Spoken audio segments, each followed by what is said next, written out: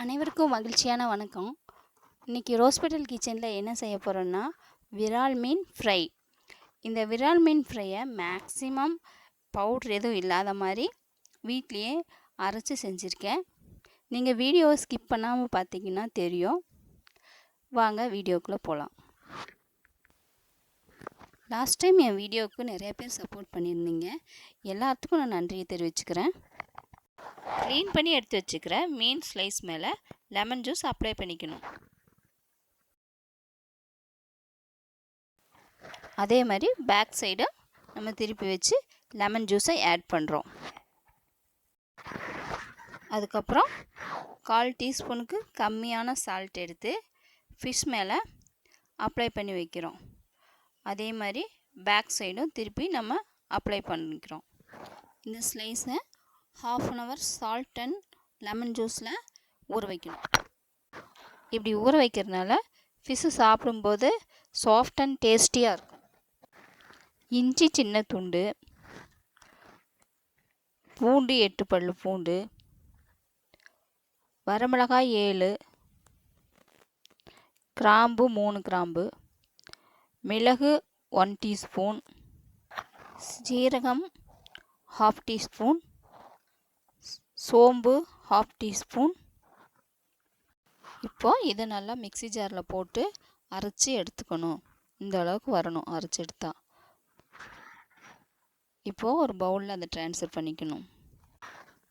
இப்போது cornflour 1 1/2 teaspoon, salt 1 teaspoon, தனியா powder 1 teaspoon, புளி கரைசல் 2 டீஸ்பூன்.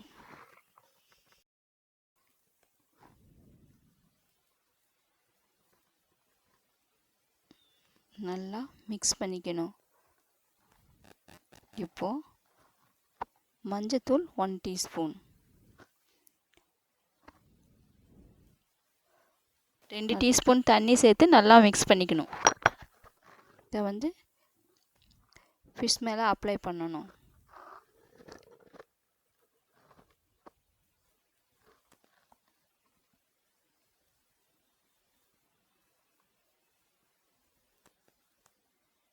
ரெண்டு சைடும் மசாலாவை நல்லா அப்ளை பண்ணிக்கணும்.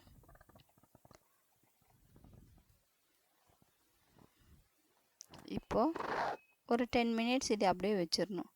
மறுபடியும் 10 மினிட்ஸ் கழித்து மறுபடியும் மசாலாவில் டிப் பண்ணி எடுக்கணும். இப்படி 2 தடவை மசாலா கோட்டிங் கொடுக்கணும்.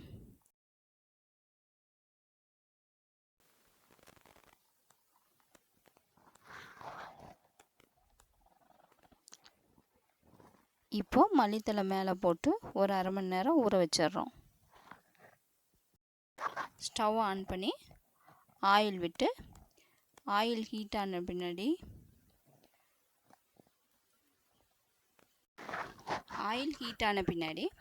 கருவேப்பிலையை அதில் வச்சு மீன் துண்டுகளை அது மேலே வச்சு வறுக்கணும். இப்படி செய்கிறதுனால கருவேப்பிலையோட அரோமாவும் சேர்ந்து ஒரு கூடுதல் டேஸ்ட்டை கொடுக்கும். இப்போ பாருங்கள், மீன் நல்லா பொன்னிறமாக வந்திருக்கு. நீங்களும் இதே ஸ்டெப்பை ஃபாலோ பண்ணி உங்கள் வீட்டில் சமைச்சு பார்த்துட்டு கமெண்ட் பாக்ஸில் மறக்காமல் கமெண்ட் பண்ணுங்கள். சப்ஸ்கிரைப் பண்ணுங்கள். பெல் பட்டனை மறக்காமல் கிளிக் பண்ணுங்கள். இந்த வீடியோவை பார்த்த அனைவருக்கும்